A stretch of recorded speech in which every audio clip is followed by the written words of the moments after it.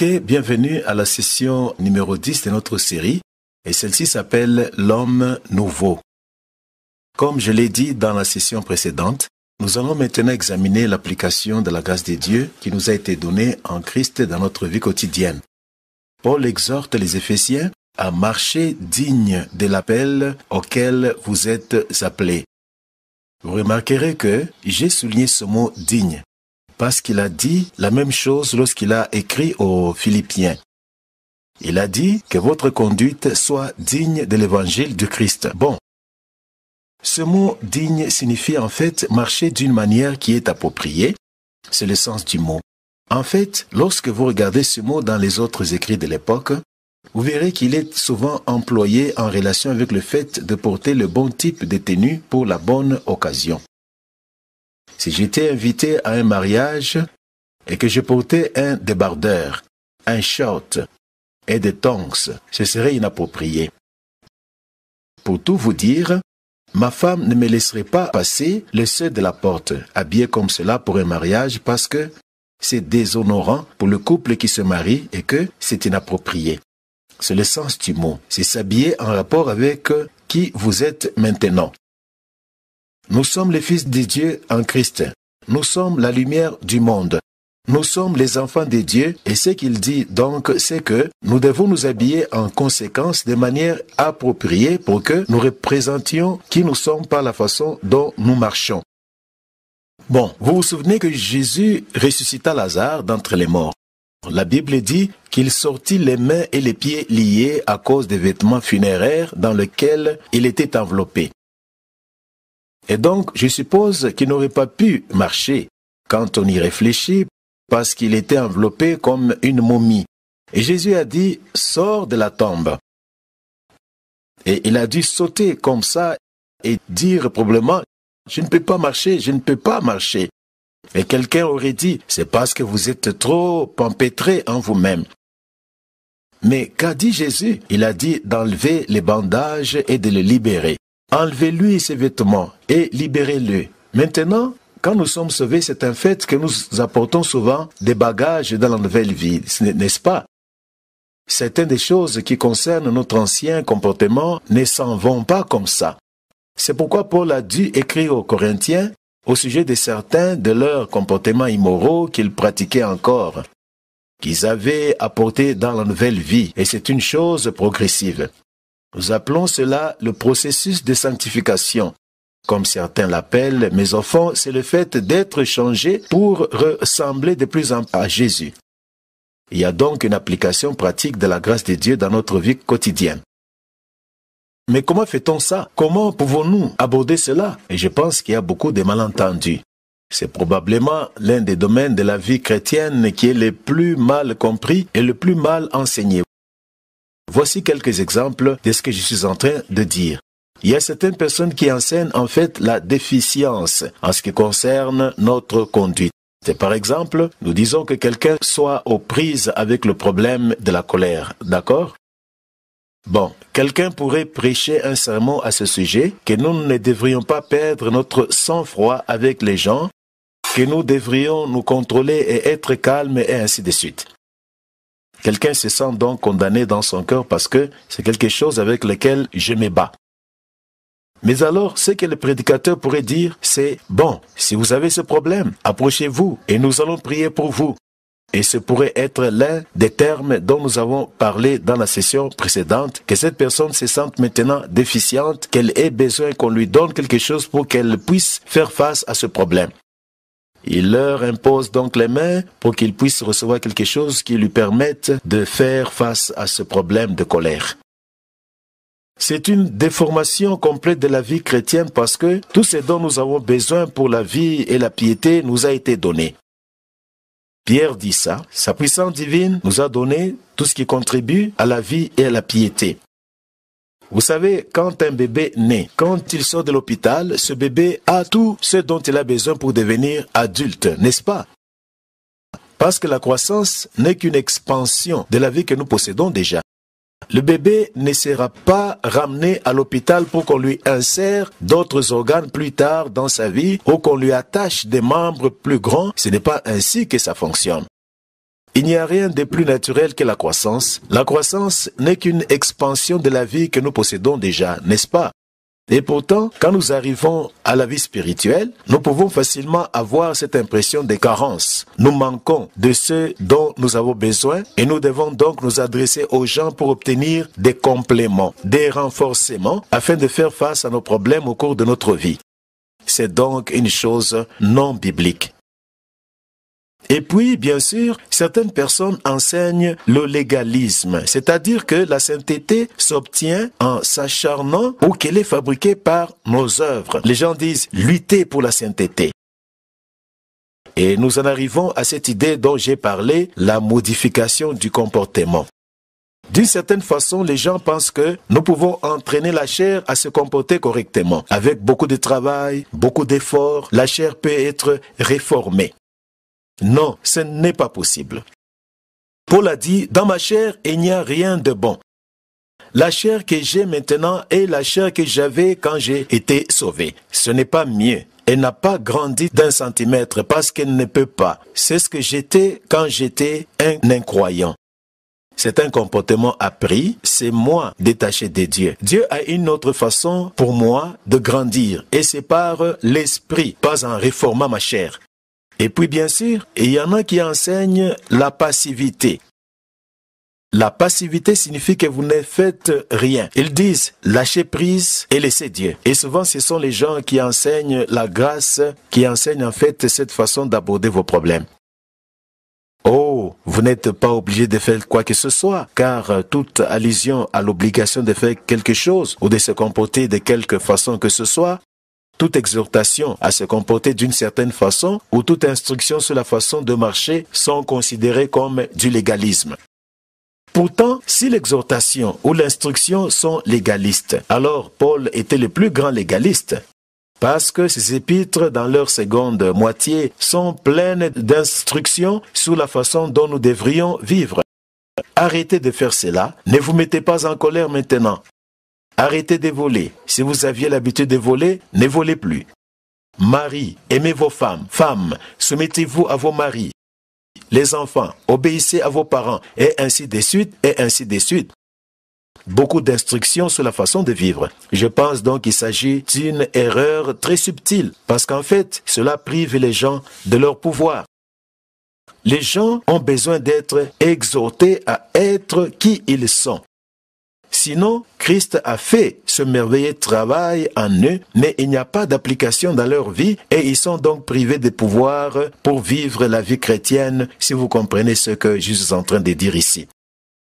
Cela nous amène alors à la question suivante. Qu'est-ce que Paul a enseigné au sujet de la sanctification? Qu'est-ce que Paul nous a enseigné sur la croissance en termes de comportement? J'aime illustrer son enseignement en le comparant à une paire de ciseaux. Si j'avais un morceau de papier ici et une paire de ciseaux, et que j'ouvrais les ciseaux et que je disais que j'allais couper ce morceau de papier, mais je ne me servais que d'une seule lame, et que j'essayais de scier le morceau de papier, vous me regarderiez en me disant, quelqu'un doit lui dire que ce n'est pas comme cela qu'on se sert des ciseaux.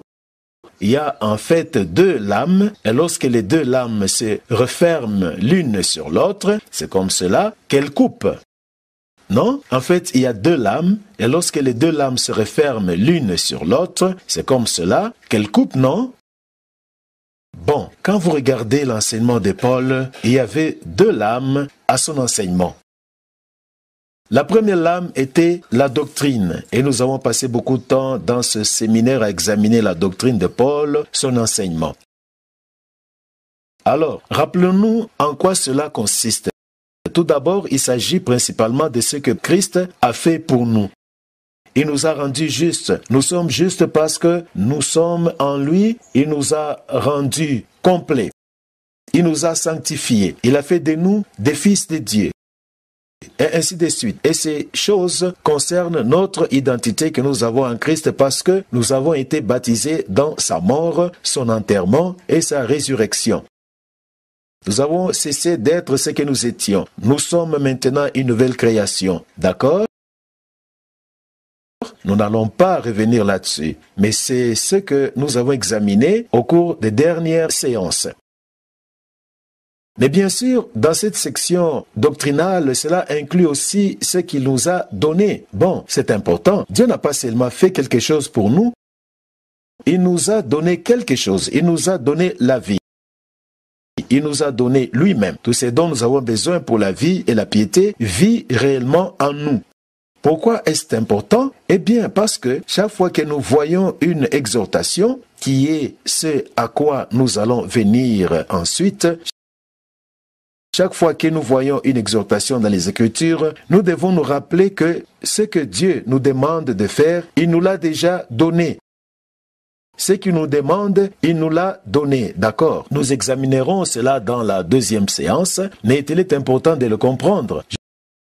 Je pense que c'est l'un des premiers pères de l'Église, quelqu'un comme Augustin qui a dit quelque chose comme ceci dans sa prière. Il a dit « Donne ce que tu demandes, puis demande ce que tu veux ». Réfléchissez à cela. Tu peux nous demander de faire tout ce que tu veux. Donne-nous simplement la capacité de le faire et nous pouvons tout faire, d'accord? Tout ce que Dieu nous demande dans la vie chrétienne, nous pouvons le faire parce qu'il nous l'a donné. Il nous a donné sa vie. J'espère que cela deviendra de plus en plus clair au fur et à mesure que nous avancerons. Regardons donc la deuxième lame de ces merveilleux enseignements de l'apôtre Paul, et c'est l'exhortation. Paul, après avoir posé ce fondement de la doctrine sur qui nous sommes, sur ce qui nous a été donné, nous a exhortés à vivre de cette manière. Il nous a exhortés à revêtir le Seigneur Jésus-Christ. Par exemple, au chapitre 3, verset 12 des Colossiens, il dit « Ainsi donc, comme des élus de Dieu, saints et bien-aimés, revêtez-vous de la tendresse, de bonté, d'humilité, de douceur, de patience, et ainsi de suite. » Parlons donc de cela en termes pratiques. Parfois, nous avons affaire à des gens désagréables, n'est-ce pas? Parfois, ils sont très proches de nous, parfois dans notre église. Parfois dans notre famille, parfois dans notre lieu de travail, parfois dans notre rue. Alors, c'est quelque chose qui dure. Nous avons affaire à des gens désagréables. Comme je l'ai souvent dit, je n'aime pas les gens désagréables. Je suis honnête avec eux.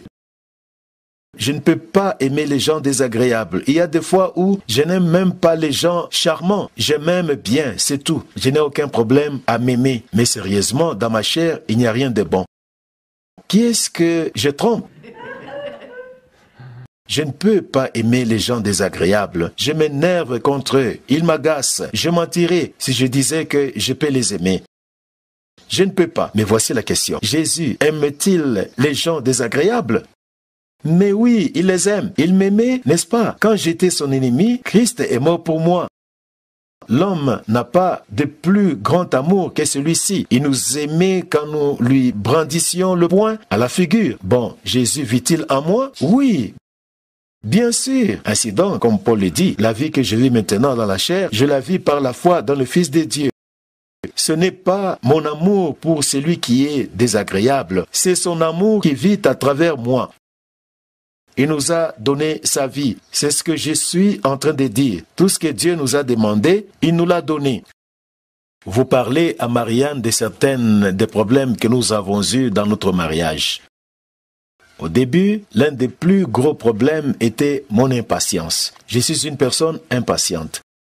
Et si nous étions coincés derrière un camion en montant une côte en voiture et que le camion fumait à mort, cette fumée me sortait en fait par les trous de nez tellement j'étais énervé. Toute ma sanctification s'était envolée par la fenêtre. Et je n'avais aucune patience pour ces choses-là. Bon, ma chair n'a pas changé, je suis toujours le même. Je ressens encore la même chose pour les camions quand je suis coincé derrière un camion sur la route. Mais Jésus est-il patient? Oui, c'est ce que Paul veut dire ici. Endurer avec persévérance, faire preuve de patience. Il vous l'a donné. Le fruit de l'esprit est l'amour, la joie, la paix, la patience, n'est-ce pas?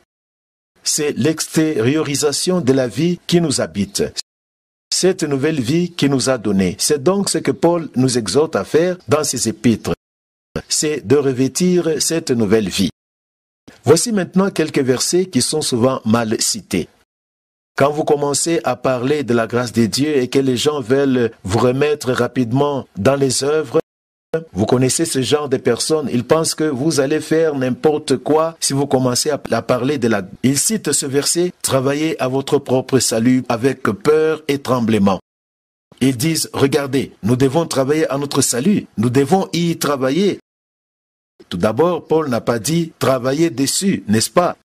Il n'a pas dit travailler sur ton salut ou travaille pour ton salut. D'accord, continue à travailler. Où en êtes-vous? Je m'en rapproche. J'y arriverai bien un jour, tout dépend de moi, mais je m'en sortirai. Petit à petit, j'y arriverai. Ce n'est pas ce que Paul dit ici. Continuez à lire pour voir ce qu'il dit. Il dit, travaillez à votre salut avec crainte et tremblement, car c'est Dieu qui produit en vous à la fois le vouloir et le faire selon son bon plaisir, n'est-ce pas? Nous ne pouvons donc que travailler à sortir ce que Dieu a travaillé en nous. C'est pourquoi nous pouvons le faire ressortir parce qu'il l'a fait en nous. Tout ce dont nous avons besoin pour la vie et la piété a été déposé en nous parce qu'il est venu vivre en nous. C'est ainsi que nous faisons ressortir ce qui est à l'intérieur de nous par la foi. Travaillez à votre salut avec crainte et tremblement, car c'est Dieu qui produit en vous à la fois le vouloir et le faire, selon son bon plaisir. Qui se souvient quand nous avons examiné cette section sur la grâce et que j'ai dit que les gens légalistes sont très sincères. Ils sont réellement sincères. Les gens religieux sont zélés pour Dieu, n'est-ce pas? Mais c'est un zèle qui n'est pas d'après la connaissance. Et Paul confessa ceci. Quand il était un légaliste essayant de produire sa propre sainteté en étant marié à la loi, il a dit, la volonté est présente en moi. Mais comment faire ce que je veux? Je ne peux le faire. Avait-il la volonté de faire ce qu'il fallait? Oui, il l'avait. En était-il capable sous la loi? Non, il n'en était pas capable. Maintenant, considérez la grâce. Travaillez à votre salut avec crainte et tremblement, car c'est Dieu qui produit en vous à la fois le vouloir et le faire selon son bon plaisir. Est-ce que ça n'est pas génial? C'est la grâce de Dieu. Il est venu vivre en nous. Il a apporté cette vie de sainteté, cette vie de piété en nous. Maintenant, nous la faisons ressortir dans notre vie de tous les jours. Comment on fait cela? Nous le faisons par la foi.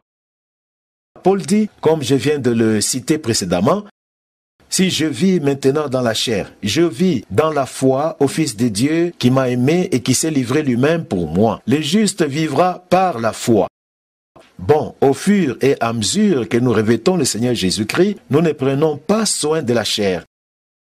Je pense que c'est un point très important. Il m'a fallu de nombreuses années pour apprendre cela parce que quand il s'agit de la sainteté, savez-vous sur quoi les gens se concentrent? Le péché.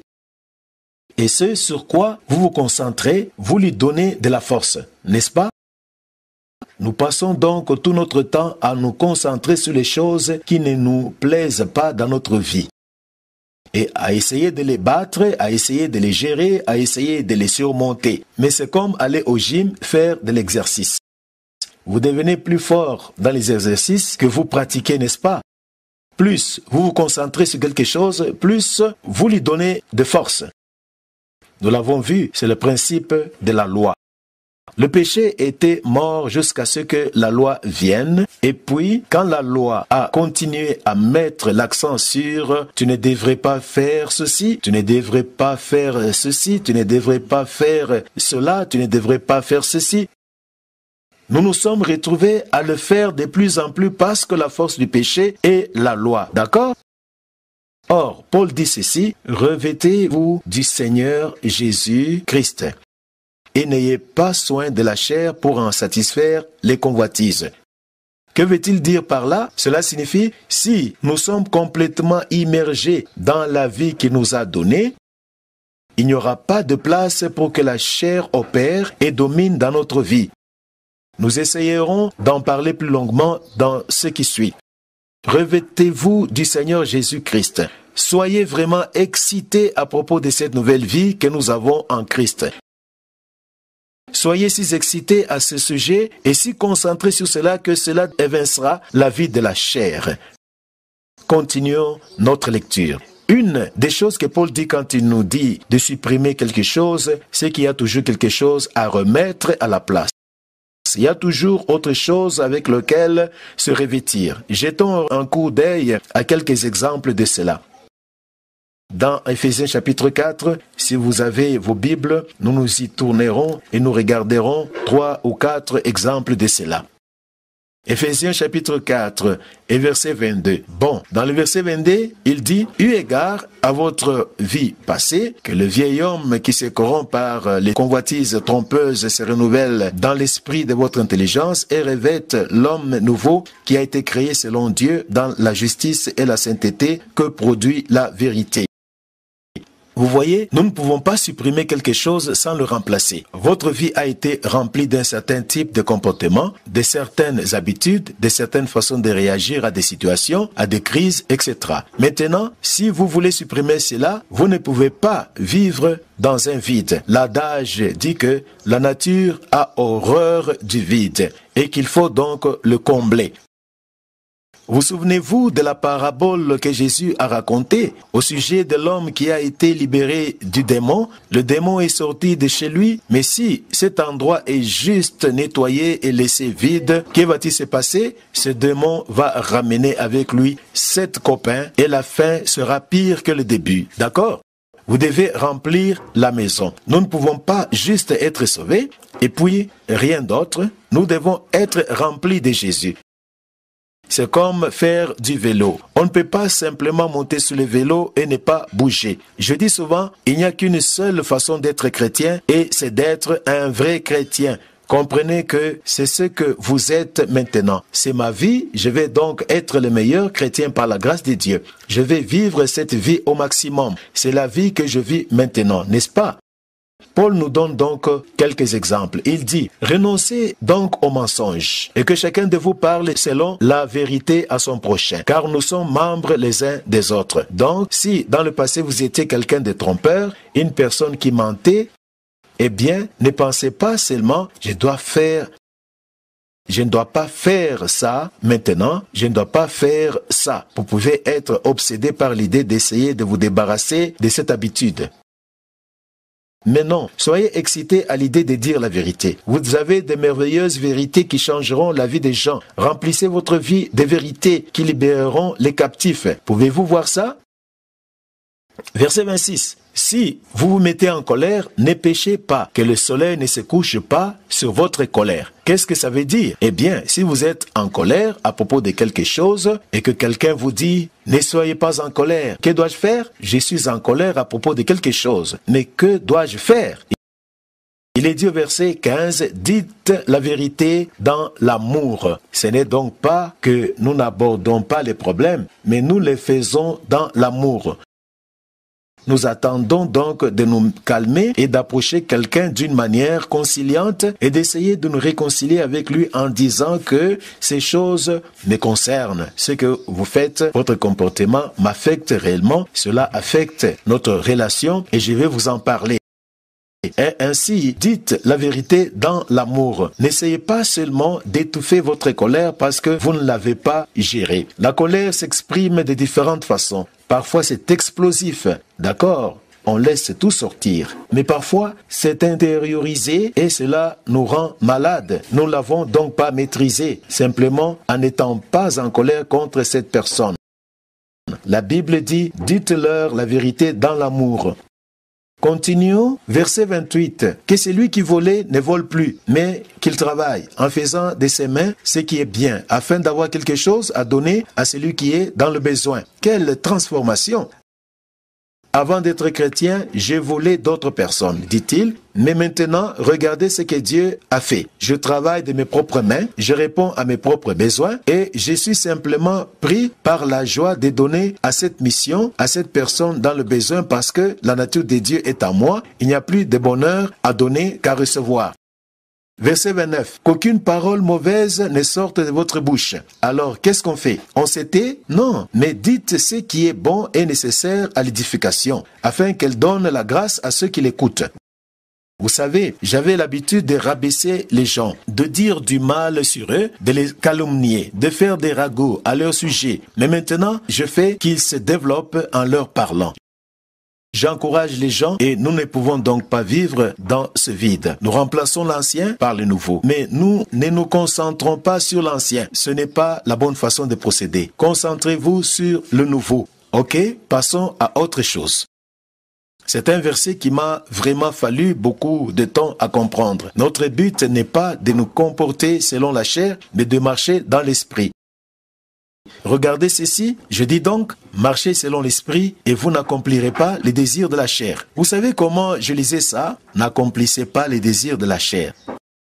Est-ce que c'est ce que Paul dit? Non, ce n'est pas ce qu'il dit. En fait, j'ai fait toute une série d'enseignements sur la façon de vaincre la chair. Et avez-vous lu la liste de Paul sur les différentes sortes de comportements charnels dans Galates 5?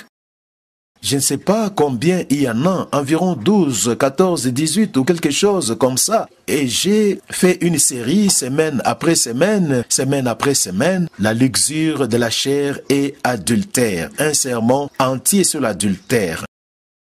Les convoitises de la chair, la colère, tout un sermon sur la colère. Pendant 18 semaines. Depuis une semaine, je me souviens qu'une dame m'a dit, que faisons-nous aujourd'hui? Mentir? Oh, pas encore, sur la chair, dit-elle, plus de chair. J'ai alors réalisé que je souffrais de dyslexie spirituelle. Je lisais les choses de l'arrière à l'avant. Paul n'a pas dit, attaquez la chair. Il a dit, marchez selon l'esprit. Si vous marchez dans l'esprit, vous ne remplirez pas les désirs de la chair. On ne peut pas aller dans deux directions en même temps. On ne peut pas marcher dans les deux sens en même temps. Non, on ne peut pas faire deux choses en même temps. Impliquez-vous dans votre nouvelle vie. Je suis tellement excité par cette nouvelle vie. Je donne cette illustration. Disons que je vais acheter une nouvelle chemise. Je vais donc dans un magasin et je regarde sur les étagères et je vois cette chemise et je me dis, super, j'adore cette chemise. Et je vais dans la cabine d'essayage pour l'essayer et en l'accrochant au porte-manteau, je me regarde dans le miroir et je remarque la vieille chemise que je porte. Et je braque mon regard sur cette vieille chemise et je me dis, oh mon Dieu, c'est terrible, regarde comme elle est délavée. Il y a même un trou et je porte cette chemise depuis longtemps. Qu'est-ce que les gens disent de moi?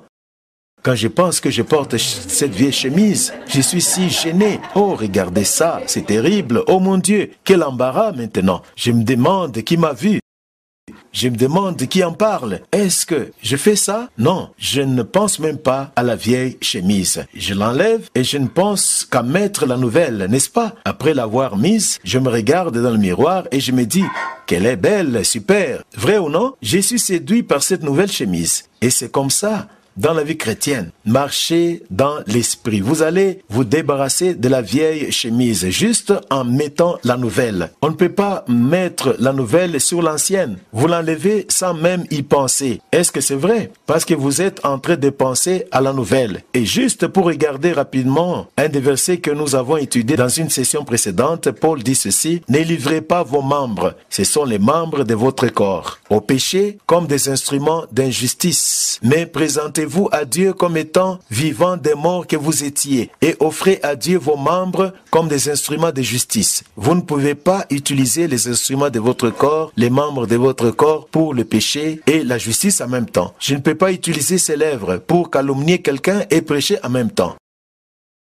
Non, je vais donc me concentrer sur l'utilisation de ces lèvres pour aider les gens, pour apporter la vérité, pour apporter la vie, pour apporter l'espoir aux gens. Je ne vais pas passer mon temps à penser, oh, je ne dois pas raconter du mal sur les gens aujourd'hui, je ne dois pas mentir aujourd'hui. Plus vous vous concentrez sur ce que vous ne devriez pas faire, plus vous allez vous débattre avec cette chose. Réjouissez-vous de cette nouvelle vie, revêtez-vous du Seigneur Jésus-Christ et vous n'accomplirez pas les désirs de la chair. Ne faites pas des provisions pour les œuvres de la chair. Notre obéissance en tout cela est donc rendue possible par le Saint-Esprit. Paul dit dans Romains chapitre 8 et verset 13, « Car si vous vivez selon la chair, vous mourrez. Mais si par l'esprit vous faites mourir les actions du corps, vous vivrez. » Comment mettre à mort les actes du corps? En marchant dans l'esprit, en marchant dans cette vie nouvelle que Dieu vous a donnée. J'avais l'habitude de penser que cela signifiait en entrant en guerre contre les actes du corps, les actes de la chair dans la puissance de l'esprit. Non, ce n'est pas cela. C'est en marchant dans l'esprit. Je rends vraiment inopérantes les œuvres de la chair et je les mets à mort. Il n'y a pas de provision pour elles, il n'y a pas d'opportunité pour elles parce que je suis tellement absorbé par cette nouvelle vie que j'ai en Christ.